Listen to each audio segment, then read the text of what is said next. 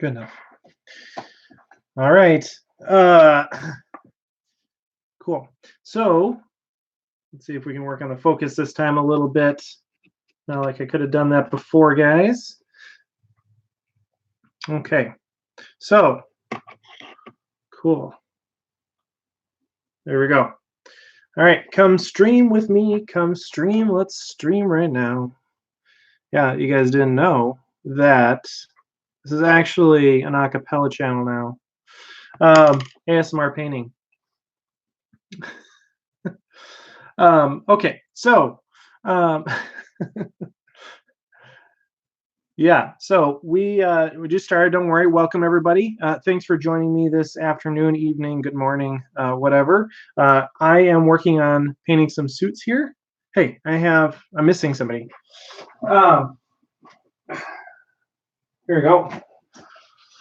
Right, I'm working on painting some suits here, some drones, and so I want to talk with you a little bit about drones as we paint. One of the big things, of course, that's on everybody's mind following Nova is how shield drones, or in general, tactical drones, might be affected by the next chapter approved. Because, of course, shield drones were a major part of the winning list this time around, and so we got to figure out what's going on. It's not clickbait. It's not clickbait. Don't worry. I'm just talking about what might happen, right? So maybe add a question mark on there. All right. So what we might see in terms of shield drone nerf, or more generally a Saber Protocols nerf, and how that might affect the army, right? So I think in general, the big issue that people tend to have with the drones is that it mitigates their heavy weaponry, right? Of course, and that's how they're supposed to work. But in general, that doesn't feel so good, right? Like you have a lot of points and time invested in the models that are these heavy hitters, and then all that work, all those points just to have a shield drone soak up a ton of shooting. And yeah, so like I think the fix that would possibly be introduced in response to that would be ways just to minimize the number of opportunities that that you have to utilize Saber protocols, or just I mean that's basically the idea. And if you guys haven't caught on by now, I don't have any like particularly well thought out agenda for this stream, but I wanted to talk about this and see what you guys thought as well, to kind of wrap my head around what might be down the pipeline for us. Yeah. So yeah. Right. So there are lots of different ways that they can reduce our chances to use Saber protocols. One of them is just a simple point increase, right? Like if you increase the point of a drone, that means that you can bring fewer drones, and that therefore reduces your opportunities to use drones because there are fewer of them. So that seems like seems like the easiest and also laziest way that they could address this problem, if you even want to call it a problem. I don't know if it really is a problem or not. I should say that up front, is I don't think that there is a major issue with shield drones right now. I think that they work fairly well, and if there's an issue with a particular list, then that particular list might warrant some attention. But in general, I don't think there's an issue. But so what would they do, right? They could increase the points. And if you look at the points cost of a drone, right? A drone is 10 points. The number of wounds that it could potentially save from, let's say, a las cannon, right? Let's say we do like on average it saves like 3 wounds off of a riptide. That means that drone is saving like, I don't know what, like 60 points or something like that, 60 points worth of wounds on that riptide.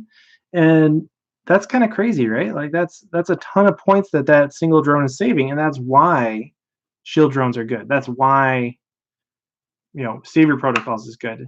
Shield drones are actually better, right? Because they have a 1/3 chance to actually do that again. So if they were to increase the points, they'd have to increase it to be pretty substantial in order to actually bring it into an area where it wouldn't be quite as points efficient to do saber protocols instead of just taking the wounds on a riptide, right? If they're primarily concerned about riptides, you have to increase the cost of a drone significantly in order to actually make a difference. Aside from just maybe not bringing quite as many drones. So if you're gonna increase the points, it has to be quite a lot. So I mean, I could see them increasing the points by like five points, making them 15 points each. I don't think they're going to make shield drones 30 points apiece. You have shielded missile drones that are cheaper than that. So that seems unlikely. I think I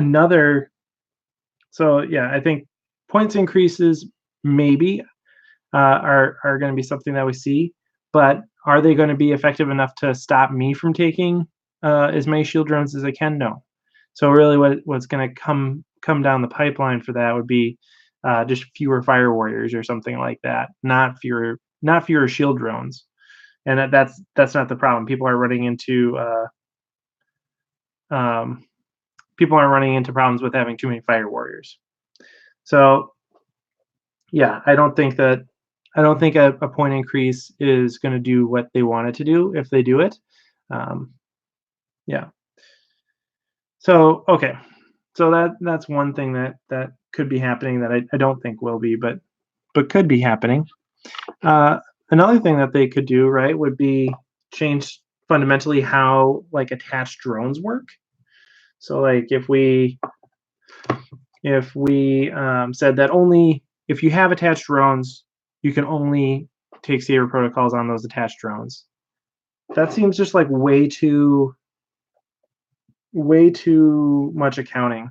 I mean, it doesn't, maybe not, but it seems like an easy way to introduce errors into the game, and it just doesn't really strike me as like really fun, right? Like that seems like a pain in the butt and not something that they really would want to do for that reason, right? Like let's say you had, let's look particularly at the Nova Open winning list. You'd have all these units with just a couple drones, and sure, like those units would only be limited to those drones, and that would reduce the number of drones available to the riptides. But it also would be really challenging to keep it straight which drones go to which character and everything like that without some sort of like color coding system or something. So, I mean, I think that's not a great solution either. And then, of course, they could do something like increase the likelihood that saber protocols fail. Maybe it's not a 2-up, maybe it's a 3-up or a 4-up. I think that's actually kind of a fairly likely option that they could do that, just because it avoids the issues of these other two approaches, and yeah, okay, it avoids the issue of those other two approaches, and just in general does exactly what people would want, non-Tau players would want, and that is reduce the efficacy of saber protocols. So that doesn't seem like a totally unlikely thing that would happen if the GW team decides that saber protocols is overpowered.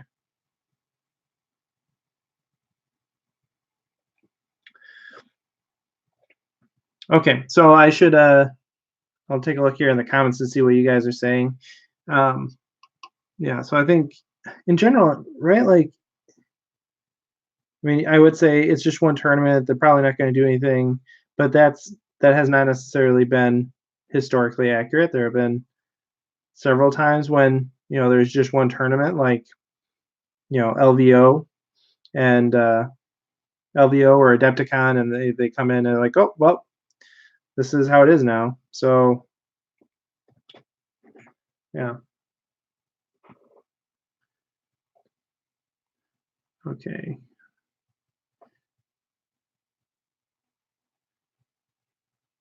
Right. Yeah. So if towers are super overpowered, you see them in the top all the time. Right. Yeah. I mean, I agree. I mean, I think the frequency of dominance is a important metric, right? Like there was a time when certain lists. I mean, there's generally certain lists that always rise to the top across multiple tournaments, and that's an indicator. That's a pretty good indicator that there's something problematic in the rule set for that list. A single event shouldn't warrant the same response. So I think you guys are right that one event does not a dynasty make.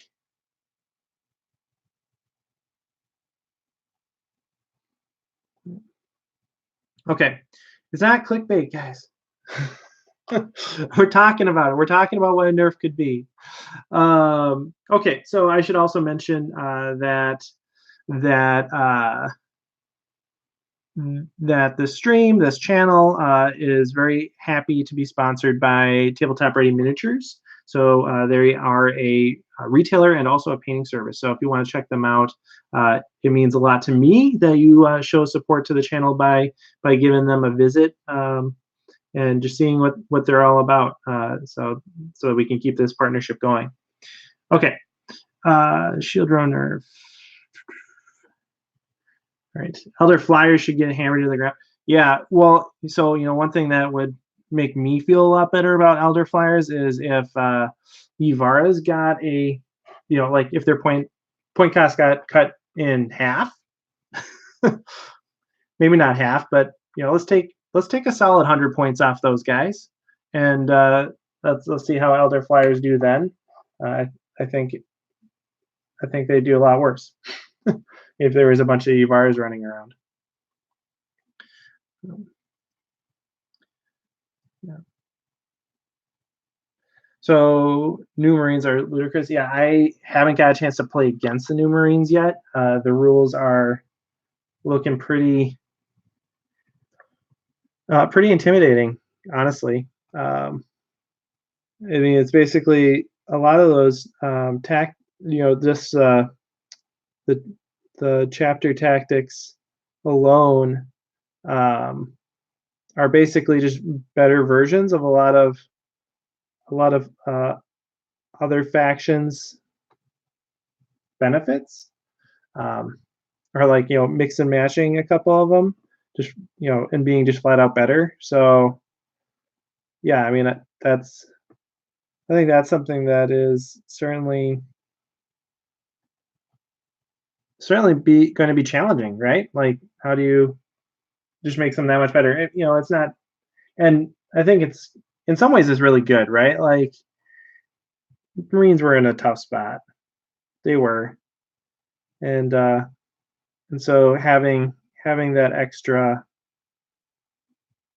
that little bit extra to make them really that much more valuable now, I'm not going to say I'm happy about, but I'm okay with. It's a new challenge, a new thing to deal with, and presumably they will extend a balance to other factions as they get updated as well.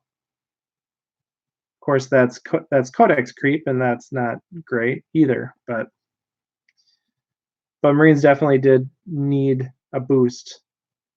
Whether that pendulum swung too far the other way, I guess time will tell.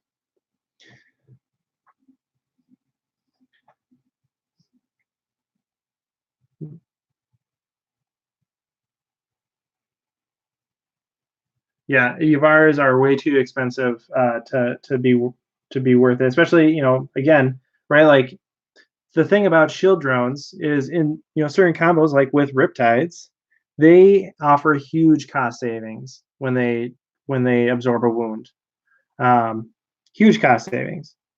When they absorb a wound for like a stealth suit, it's not even worth it. And that's in general why you shouldn't really you save your protocols on things like stealth suits because they're just not worth it. Save it for your more cost intensive things.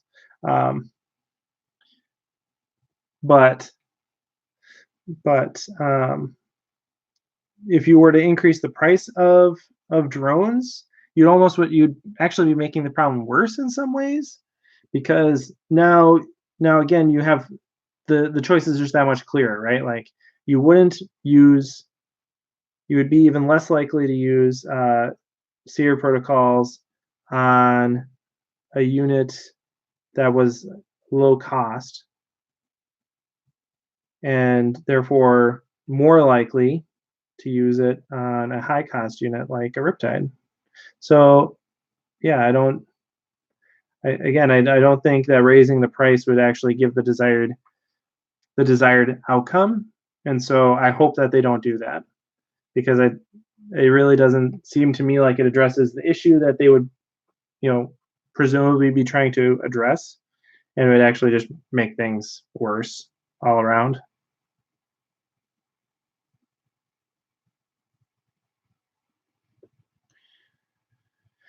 Um, yep. Uh, Felt that some things just need a better ballistic skill and leave hustle.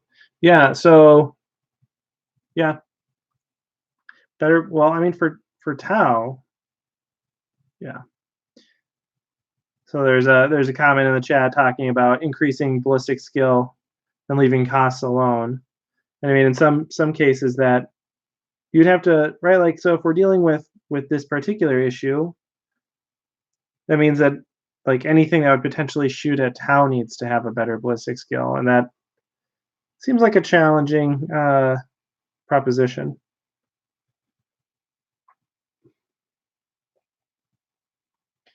Um, but yeah, so the new Marine Codex does look really good. I don't know if I've shown you guys these before, but I have the whole Shadow Spear set that has been sitting here assembled, unpainted, since that was released.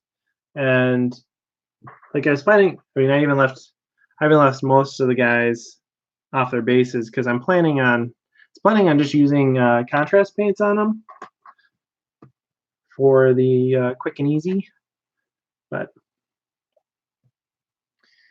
yeah, so that's kind of one thing that I have coming down the pipeline. Is I'm actually really excited to get that army on the tabletop, and I think once this, I'm not really gonna make any moves on that until the current cohort of Marines is fully released, just because it seems silly to jump in with only half the information. But um, I think I want to do like an all Phobos kind of list with the new tank and the new war suit. Yeah, I think that'd be a lot of fun. A lot of fun to play, at least. Certainly something a bit different from Tau.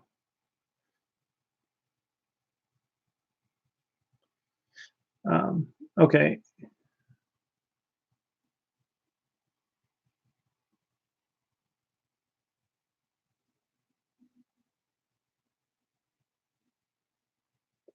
Right. Yeah. So like, I mean, one thing.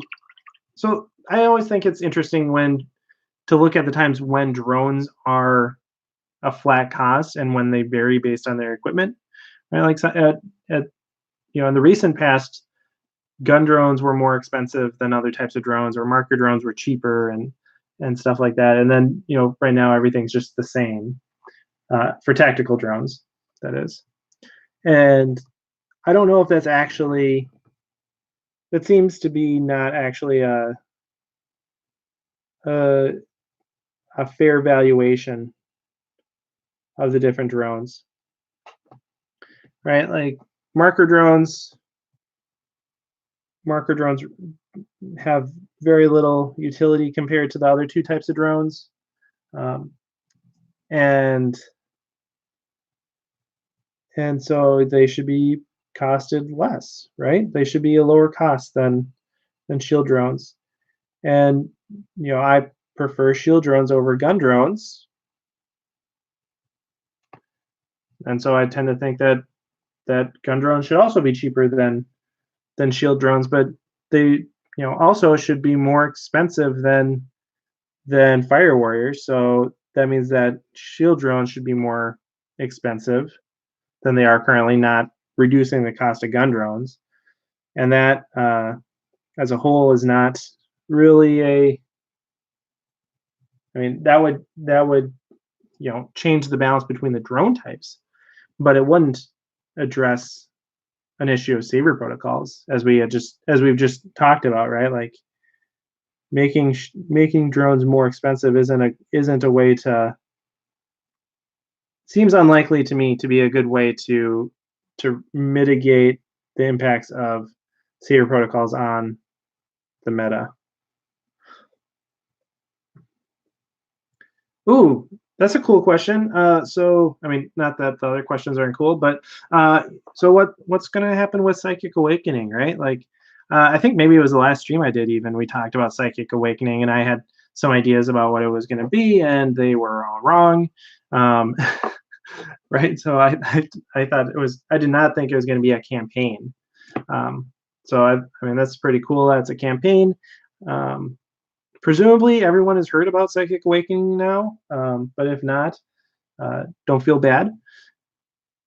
But yeah, like basically Psychic Awakening is a new campaign. It's going to be about a year and a half, I think they said. New books, new battle zones, new rules for every faction. There was a little bit of a flub when they first announced it at Nova that like they released an image that didn't actually have every faction on it, but then they released one that did. And so yeah, every faction. And what does that mean for Tau? Cool question. Not sure. Not sure. I think there's a bunch of different options, right? Like they could go and really lean into the auxiliaries. I think this is a good opportunity for that. They could lean into the auxiliaries and flesh those out, meaning we could get some Kroot, we could get something else. Who knows? I think that's an unlikely but possible direction that they go with Tau. Another, well, maybe not that unlikely, right? Like, what are the other options? They could just kind of keep going with the same old. Maybe they like do something with Ocase or Pure Tide or something. Yeah, but that seems less likely, right? I think I just hope they don't like introduce another storm surge or something. I just don't want another storm surge.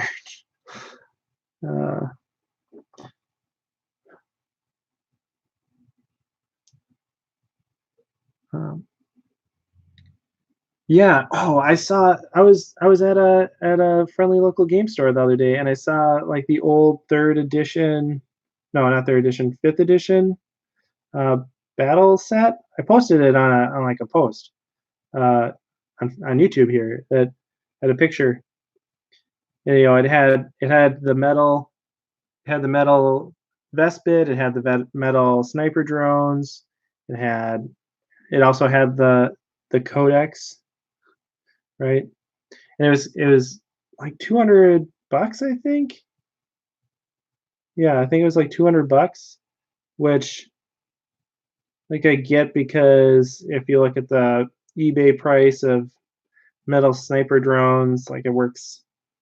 I mean, it's probably not a bad price for it, but it also has the old crisis suits, right? And ain't nobody wanting those. So yeah, I wish if it was a little bit cheaper, I probably would have bought it, just for the fun. But yeah, we have to get an update on these older models, right? And so that's one thing where I kind of think Psychic Awakening would show new new Kroot and kind of have a new host of a new updated stuff. I mean, because okay. So basically, what we know about it so far is that there's going to be Howling Banshees, and Howling Banshees also were, a failcast model. So if that's the precedent, if that's what they're doing, is just going and using this as the pretense to update all the old models, I'm totally fine with that. But I don't know. Yeah, I don't really know if there's something to be super excited about in terms of models, or if the exciting part is just updates and a handful of new rules.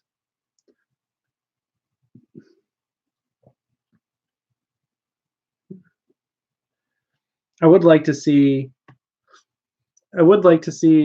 Firesight Marksman be a separate kit from the sniper drones. I'd like to see an updated version of both of those kits, and I would like to see sniper drones improved, especially with the renewed focus on character buffs, right? Like just having their current profile is just not workable.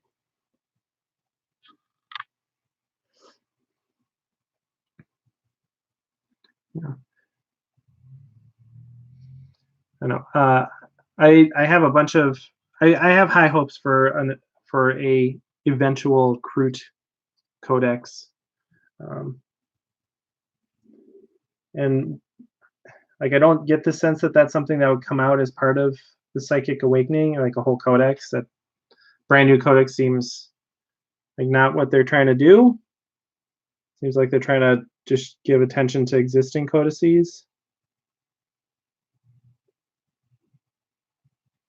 So right now I'm working on these crisis suits that I'm bringing to a narrative event called 40K Chronicles, or 40K Chronicles. I can never remember if it's 40K Chronicles or Chronicles 40K, because their Twitter handle is the opposite or something. Some of their social media was branded the opposite of what it was actually called. Either way, super cool event. Had tons of fun last year. Made it a priority to go this year, and so I am painting up a whole set of new models for that sole purpose. Last year I brought a Riptide and a bunch of Fire Warriors, and I'm basically bringing the same list now, but I'm not bringing the Riptide. I'm bringing some Piranhas, and I'm bringing a Hazard suit, and that's like the big trade-off is I'm bringing the Hazard suit and the Piranhas instead of the Riptide, and I think it's going to be a lot harder. I did really well. I think I got like second or third at the event. I don't quote me on that, but I did well. I did very well at the event last year, and I think I have a shot at doing well again this year, of course. But the Riptide was really a huge asset, last time, of course. And now that I'm not bringing it, I really lack that range.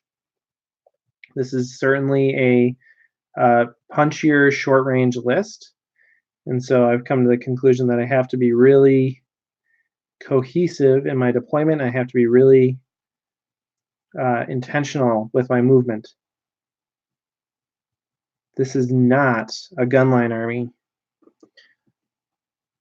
because it doesn't have the range. It just doesn't have the range for it.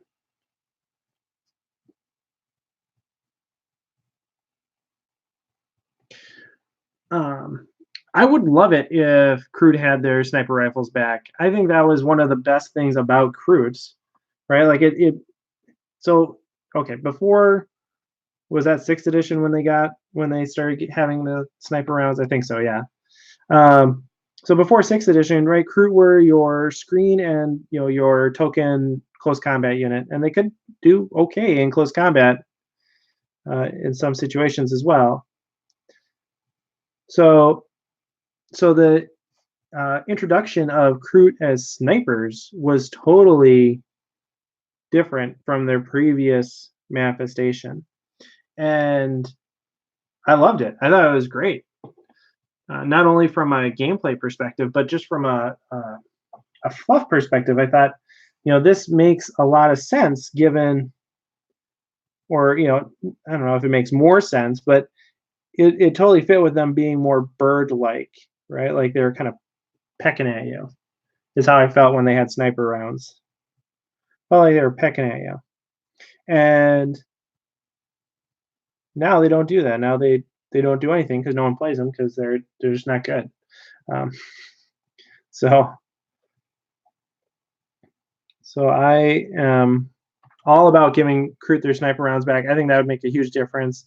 It would alleviate a lot of issues with sniper drones, right? Like if we just gave Crude sniper rounds, then I wouldn't be as pressured to have my sniper drones do something.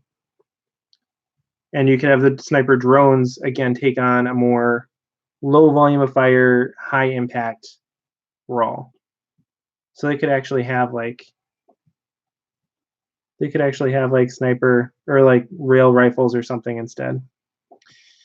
Okay, I do have to head out. So thanks everyone for tuning in, and I will try to answer your questions in the comments below if you are watching this after the fact. So thanks for watching, and of course, happy wargaming.